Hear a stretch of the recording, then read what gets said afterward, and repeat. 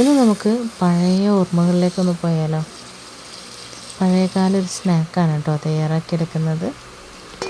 അരിയുണ്ടയാണ് തയ്യാറാക്കിയെടുക്കുന്നത്. അതിനായിട്ട് ഞാനിവിടെ 2 കപ്പ് പുഴുങ്ങലരിയാണ് എടുത്തിട്ടുള്ളത്. മട്ടയരി എടുക്കുകയാണെന്നുണ്ടെങ്കിൽ ഒന്നും കൂടെ കളറിലായിരിക്കും കേട്ടോ നമുക്ക് അരിയുണ്ട കിട്ടുന്നത്. ഞാനിപ്പോൾ ഇവിടെ വെള്ള അരിയാണ് എടുത്തത്. അപ്പോൾ അത് നന്നായിട്ട് വാഷ് ചെയ്തെടുത്ത് നമ്മൾ ചട്ടിക്കകത്തിട്ട് വറുത്തെടുക്കുക. 6-7 കശുവണ്ടിയും കൂടെ ഡ്രൈ റോസ്റ്റ് ചെയ്തെടുത്തിട്ടുണ്ട്. അങ്ങനെ റോസ്റ്റ് ചെയ്തെടുത്തിട്ടുള്ള കശുവണ്ടിയും ഈ ഒരു റൈസും ഞാൻ ഉരലിലിട്ടിട്ട് നന്നായിട്ടൊന്ന് പൊടിച്ചെടുക്കുന്നുണ്ട് കേട്ടോ.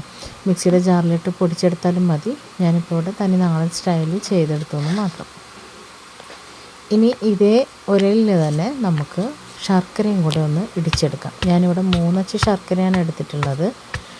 ഇതെല്ലാം അത്യാവശ്യം മധുരം ഉണ്ടായിരുന്നു കേട്ടോ. നിങ്ങൾക്ക് മധുരം കൂട്ടണമെങ്കിലും കുറക്കണമെങ്കിലും അതിനനുസരിച്ച് അഡ്ജസ്റ്റ് ചെയ്യാം.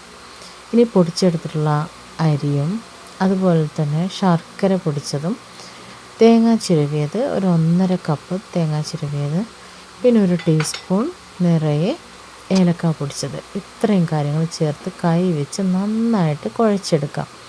ഈ ഒരു തേങ്ങയുടെയും ശർക്കരയുടെയും ആ ഒരു വെറ്റ് വെച്ചിട്ടാണ് നമ്മൾ ഈ ഒരു ബോള് ഉരുട്ടിയെടുക്കുന്നത്. അപ്പോൾ ആ ഒരു റൈസ് കംപ്ലീറ്റ് വെറ്റാവുന്നത് വരെ നമ്മൾ കൈ വെച്ച് കുഴച്ചെടുക്കണം കേട്ടോ. അങ്ങനെ ഇതുപോലെ നമുക്ക് ബോൾ പിടിച്ചെടുക്കാം. പണ്ടൊക്കെ നല്ല മഴ പെയ്യുന്ന സമയത്താണ് ഈ ഒരു സ്നാക്ക് ഉണ്ടാക്കിയിരുന്നത് കേട്ടോ എൻ്റെ വീട്ടിൽ.